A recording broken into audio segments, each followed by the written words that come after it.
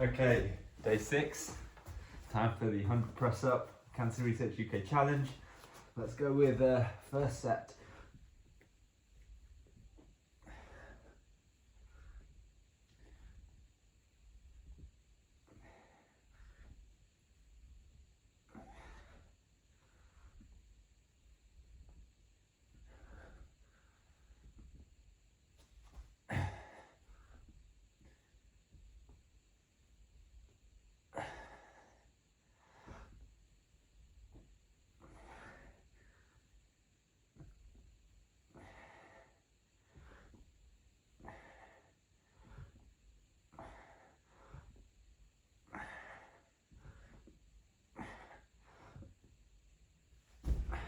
Okay, so 25 done.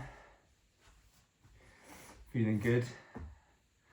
Had not a great night's sleep last night, so I thought I would talk a little bit about my sort of experiences with trying to optimize my sleep. It's something that I've sort of messed around with and tried to do probably the last 4 or 5 years. So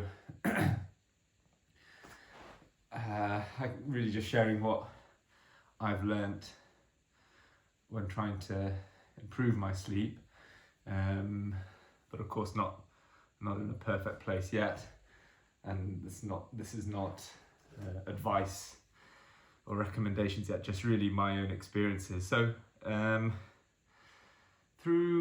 as a doctor, I do on calls, which means some of those shifts are at night, evenings, antisocial hours, and actually during my early years of doing that, I used to inappropriately pride myself on the fact that I could get by without that much sleep, and I thought I was able to keep going through working night shifts and then doing things during the day, and I genuinely didn't feel sleepy or tired after sort of prolonged periods of being awake, and so I interpreted that as not needing 8 hours sleep, and thought that I was one of the outliers who could get away with 4 or 5 hours sleep. And I did that, and I think overall no major issues or anything, but really one thing that made me want to explore that further was when I got first sort of wearable was really the Apple Watch, but then I think the one that really helped my sleep a lot, and the one that I am immensely grateful for the help that I've gotten from it, is the Oura Ring, which is this ring here that tracks your time in bed, time asleep, time in different sleep phases. And I've had a look at the papers behind the validation of how it tracks that, and it seems to be pretty good. I mean, they've compared it to gold standard sleep studies, and actually the correlations between the Oura Ring and sort of EEG based sleep studies was pretty high.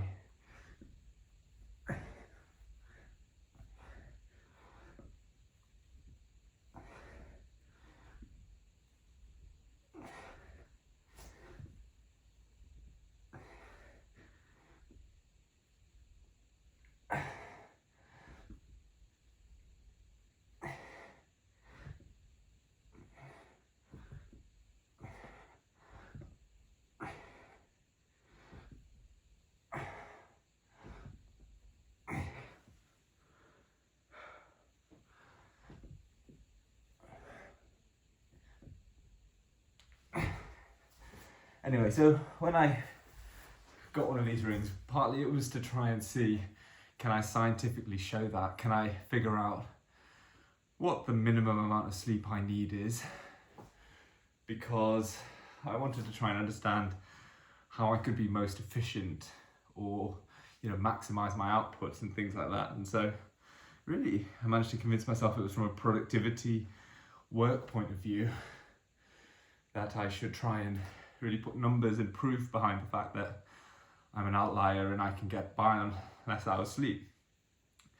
And I got it, and for several months when I first got it, I tried to sort of measure what the six and a half, maybe 5.5 hours of sleep looked like for me.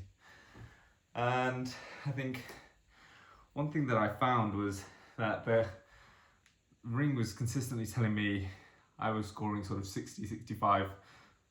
And I'll come back to measuring sleep quality in a second, but I thought, okay, either there's something wrong with the device or maybe I can try better, do something better. And then largely, I think for a bit of time whilst on holiday, I went through a period where I was able to get and let myself have closer to 8 hours sleep a night.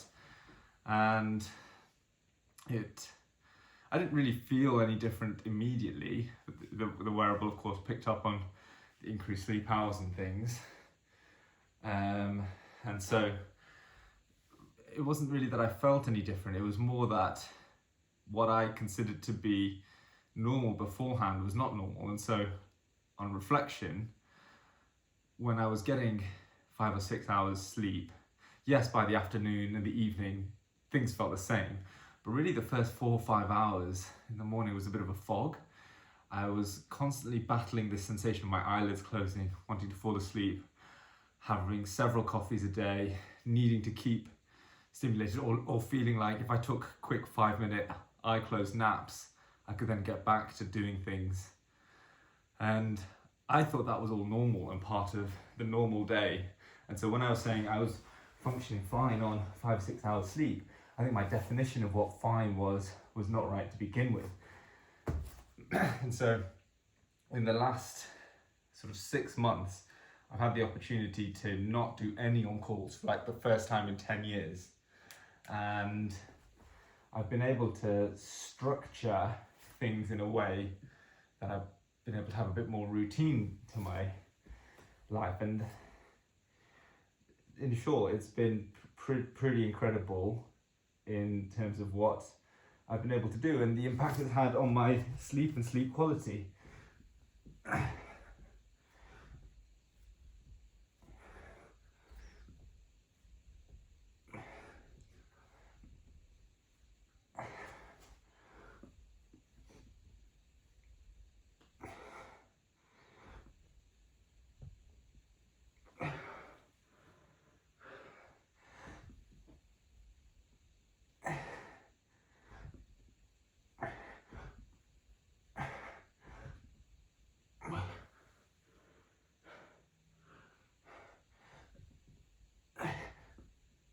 Okay, 21, so up to 71. So what I've noticed is having this change in structure has given me a lot more predictability to my days. And so really what I thought was normal, which was 5 or 6 hours, but also broken up with, a night shift where you've got 3 hours, 4 hours, and then, a binge of good nights, which is when you're on holiday or have a big break and you get 7-8 hours.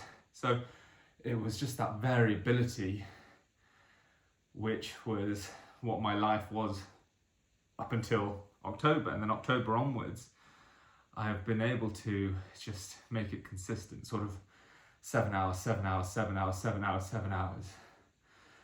And it has felt no real difference in the afternoon, evenings, but in the mornings, like from when I wake up, within 5 minutes, I'm ready to go. Like I can just start doing some work.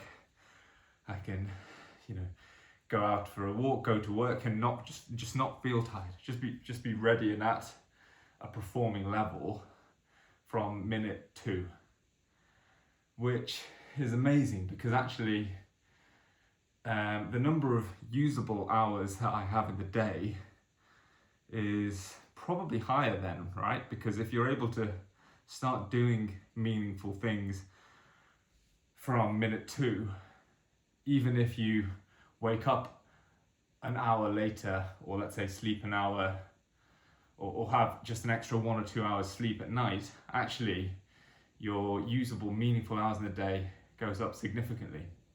I'm probably explaining this quite badly, but I think the consistency, and maybe that's a separate factor to actually increasing the number of hours. So I think they're both variables that I need to consider, is what would my life be like if I consistently got 6 hours sleep. But I've no real interest in tweaking this any further than where we are today, because I'm happy with how things are, touch wood, at the moment, and want to try and maintain that, because I like having good energy levels first thing in the morning when I wake up, continuing throughout the whole day, having one coffee in the day, which I enjoy and have for enjoyment reasons as much as the boost. And then in the evening, at sort of the time when I would be considering going to bed, I start feeling tired, which is great. I've luckily never been the kind of person who takes ages to fall asleep, and the ring shows that. I sort of fall asleep within 5 or 6 minutes of getting into bed, which is great. I appreciate that's a blessing. And so really, one thing I guess I've said is the consistency and number of hours is important to me. And I guess the final thing that I'll talk about after this is quality and quality measurement. So 71.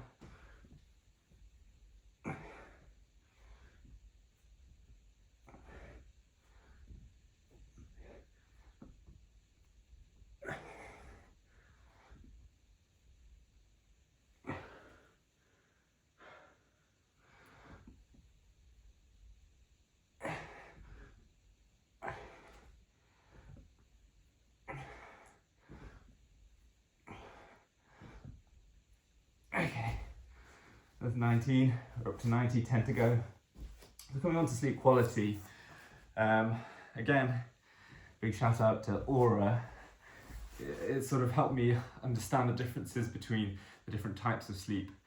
And from a bit of reading I've done, on top of what the sort of prompts and things you get from the ring, there are 2 separate phases, or more than 2 separate phases, but 2 phases that I think are important for me, which is sort of the REM and then the non-REM phase sleep. And again, this is not an educational lecture, but what I appreciate is there are periods in my sleep that are helpful for my physical recovery to feel good, and then there are periods of my sleep that are useful for me to recover and process everything in the last day. So in my head, I interpret that as mentally feel good.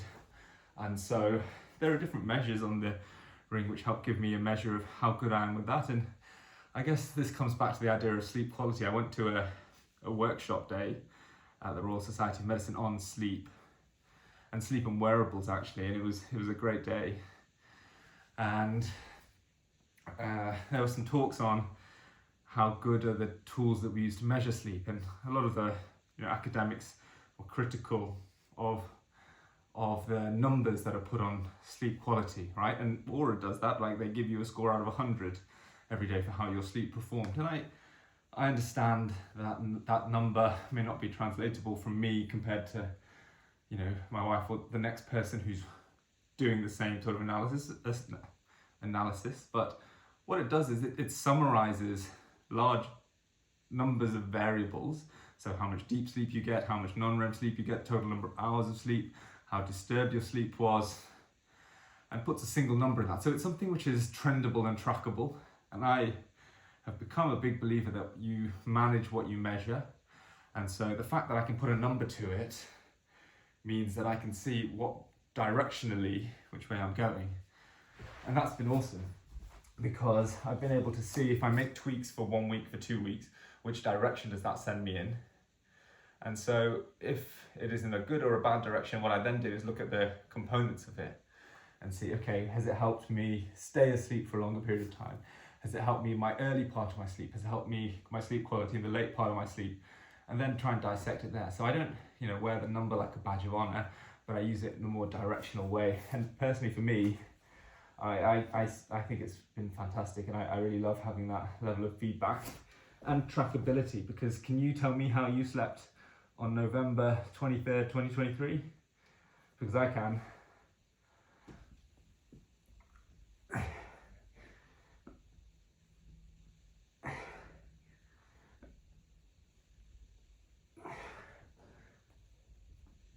Okay, so a bit of a ramble today, but thanks for joining, and see you tomorrow.